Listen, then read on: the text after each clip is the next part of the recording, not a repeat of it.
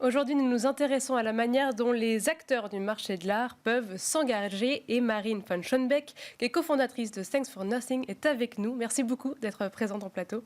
Bonjour Sybille. Alors tout d'abord, bien sûr, première question, est-ce que vous pouvez nous expliquer les missions de cette association Thanks for Nothing ? Oui, alors Thanks for Nothing, c'est une association créée en 2017, donc il y a maintenant 7 ans, dont le but est de créer des ponts, des dialogues très concrets entre des projets culturels, que ce soit des expositions, des festivals, des projets dans l'espace public, des conférences, et tout ça pour avoir un impact social, donc travailler avec des associations. Donc c'est vraiment un lien entre les artistes et des associations de terrain pour avoir des projets vertueux. Voilà, alors justement, vous avez donné quelques exemples de projets. Quels sont ces projets concrètement ? Est-ce que peut-être qu'il y en a un en ce moment que vous menez qui serait un exemple assez parlant sur ce que vous avez fait depuis ces dernières années ? Oui, alors en ce moment, justement, on a une exposition qui est une exposition de préfiguration d'un lieu qu'on va ouvrir dans 4 ans, qui va s'appeler La Collective, et qui sera notre futur centre d'art et de solidarité, donc qui incarnera vraiment les valeurs de Thanks for Nothing et qui ancrera toute notre programmation au sein d'un bâtiment qui est l'ancien hôpital Saint-Vincent-de-Paul, dans le 14e arrondissement de Paris. Et donc ce site, ce sera plus de 3500 mètres carrés, dédié à des expositions, des résidences d'artistes, une programmation de spectacles vivants, des conférences, des projections de films et aussi des installations dans l'espace public avec des œuvres installées pour que le public puisse naviguer entre les différents points de notre centre d'art. Et en plus de ça, comme on dit qu'on fait le lien entre la culture et la solidarité, on a invité Emmaüs Solidarité, par exemple, à créer un centre d'hébergement d'urgence au sein de nos espaces qui sera véritablement en dialogue avec, par exemple, les résidences d'artistes. Et là, comment ça s'est passé pour travailler sur ce projet ? Est-ce que c'est un acteur du marché de l'art qui s'est tourné vers vous pour lancer ça, ou une association, ou c'est vous, en tant qu'intermédiaire, qui vous vous êtes ramifié comme ça dans les deux mondes ? Alors pour ce projet, c'était un appel à projet de la ville de Paris. D'accord. Et en fait, il fallait répondre à des conditions très précises, associées avec un promoteur immobilier qui va s'occuper de toute la rénovation du bâtiment. Et donc on a remporté cet appel à projet en 2020 face à de nombreuses équipes, y compris des structures très prestigieuses qui étaient face à nous. Donc on était évidemment très honorés. Et c'est un travail sur le temps long parce que ce chantier est très important. Et évidemment pour nous, c'est une ambition très forte d'ancrer toute la programmation qu'on fait depuis 7 ans. Et donc, je le disais, l'exposition qu'on fait en ce moment, donc qui a lieu dans le Marais, au 127 rue de Turenne, est une exposition dédiée aux pratiques artistiques et engagées d'artistes d'Amérique latine. Et ça va être pour nous une façon de montrer ce que sera la programmation de La Collective, c'est-à-dire devenir une référence pour être le lieu à Paris où on découvre toutes les créations contemporaines et engagées à travers le monde. Et jusqu'à présent, avec quels acteurs du marché de l'art vous avez travaillé ? Quelle typologie d'acteurs, j'ai envie de dire ? Alors nous, on a la chance depuis 7 ans de travailler avec des acteurs qui sont aussi bien publics que privés. On a commencé nos premiers projets, par exemple, au Palais de Tokyo. On a fait des projets ensuite avec le Centre Pompidou, le Musée du Louvre. On organise depuis 7 ans un colloque avec le Musée du Louvre, un colloque sur la question de l'art et de l'engagement. Celui de cette année, en 2024, sera le 26 septembre. Donc ça, c'est pour la partie institutionnelle. Et en plus de ça, on travaille avec énormément de galeries pour à la fois faire découvrir le métier de galeriste à des scolaires ou des bénéficiaires d'associations qu'on soutient. Donc pour ça, on a créé le mois Art et Engagement qui cette année aura lieu au mois de septembre.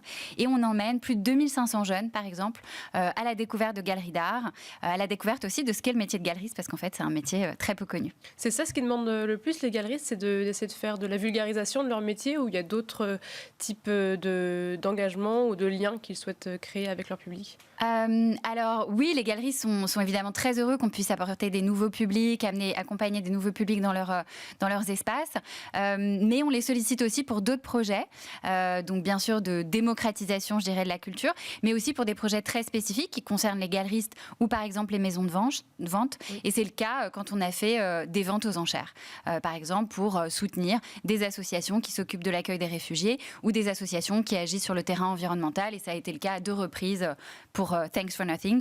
Et en 7 ans, finalement, on a récolté plus de 3 millions d'euros qu'on a redistribués de façon globale à des associations très engagées sur le terrain, souvent grâce aux acteurs privés du marché. Et souvent, comment ça se passe pour choisir l'association ? C'est vous qui proposez certaines associations, ou les galeries ou acteurs ont déjà en ligne de mire une association ?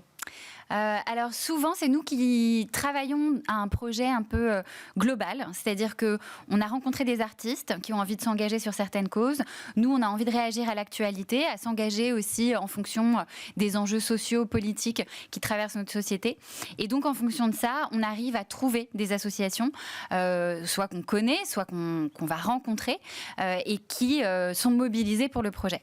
Et donc, il y a effectivement, c'est souvent un mouvement qu'on fait nous vers les associations, mais depuis 7 ans, on a la chance d'avoir été très bien identifiés finalement maintenant auprès d'acteurs de la solidarité, et donc il y a aussi beaucoup d'associations qui s'adressent à nous en nous disant il nous manque de la visibilité, il nous manque des fonds, et on sait que la culture est un moyen exceptionnel pour parvenir à plus de visibilité, de nouvelles rencontres et possiblement des soutiens financiers nouveaux. Et donc nous, voilà, c'est vraiment ce pont et cette façon de travailler avec des artistes et je le disais, des acteurs publics et privés qu'on essaie d'offrir aux associations, parce que c'est toujours des tribunes effectivement assez exceptionnelles pour eux. Et en termes de forme, je me mets à la place d'un acteur, une galerie ou une maison de vente aux enchères.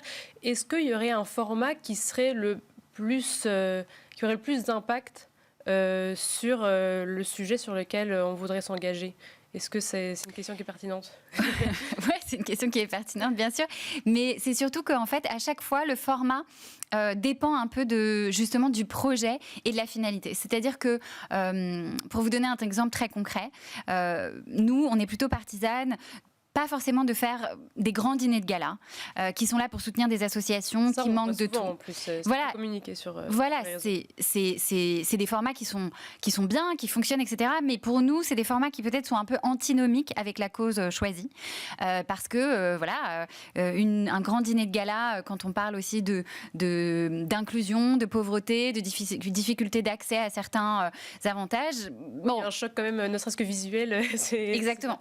Il y a un choc visuel et un peu conceptuel. Oui. Et donc, nous, on essaie toujours de trouver des formats différents. Donc, pour chaque projet, on essaie de réfléchir vraiment à quelle est la cause et comment est-ce qu'une exposition peut être le meilleur moyen d'y répondre, ou une vente aux enchères. Mais dans ce cas-là, la vente aux enchères, on ne la réduit pas à une vente aux enchères, on en fait aussi une exposition, comme ça a été le cas de notre premier projet. Par exemple, au Palais de Tokyo, c'était 30 artistes mobilisés qui nous ont donné des œuvres pour les vendre. Mais on a décidé, avant la vente aux enchères qu'on avait faite avec la maison de vente Christie's, d'exposer ces œuvres au Palais de Tokyo et d'en faire une exposition gratuite au sein de laquelle les associations soutenues étaient présentes. Et ça, pour nous, c'est très important parce que c'est plus le marché de l'art seul qui fonctionne, c'est le grand public qui est amené à comprendre comment le marché de l'art peut fonctionner, tout en comprenant aussi des sujets sociaux comme la question de l'accueil des réfugiés, qui déjà en 2017 était très forte et qui va continuer à progresser dans les années à venir à la défaveur du réchauffement climatique. On sait que beaucoup de réfugiés climatiques vont apparaître.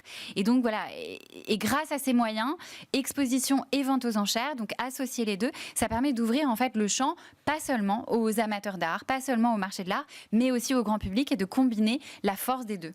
Et j'imagine aussi, ça doit être la même chose pour tout ce qui est prix, résidence. Ça, ce sont aussi des formes qui peuvent avoir peut-être un impact très direct sur le soutien artistique, pour le coup, vraiment proche de l'artiste. Oui, tout à fait. Alors, les résidences, ça, c'est vraiment très intéressant pour nous, puisqu'on aura des ateliers d'artistes et des ateliers logements dans le futur centre d'art que nous allons avoir à Saint-Vincent-de-Paul. Donc, on va accueillir des artistes en résidence tout au long de l'année. Et donc là, dès cette année, on commence à accueillir notre première artiste en résidence, qui s'appelle Effet Godoy, qui est une artiste trans brésilienne et qu'on accueille à Paris depuis maintenant 2 mois.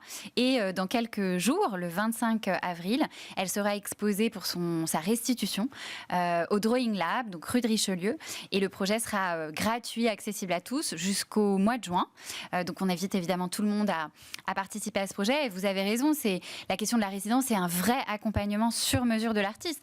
Là, par exemple, comme notre lieu n'est pas encore ouvert, on a dû lui trouver un logement, une résidence, un atelier pour qu'elle puisse travailler dans Paris, en fait. Des aspects très concrets. Et ensuite, évidemment, un cadre un peu institutionnel pour qu'elle puisse présenter son travail à Paris, rencontrer des professionnels du monde de l'art, des professionnels du marché de l'art aussi. Bien, merci beaucoup Marine von Schönbeck, merci d'avoir été avec nous pour nous expliquer ces ponts entre acteurs professionnels du marché de l'art et associations. Je rappelle que vous êtes cofondatrice de Thanks for Nothing et quant à nous, on se retrouve la semaine prochaine pour un nouveau numéro d'Art et Marché.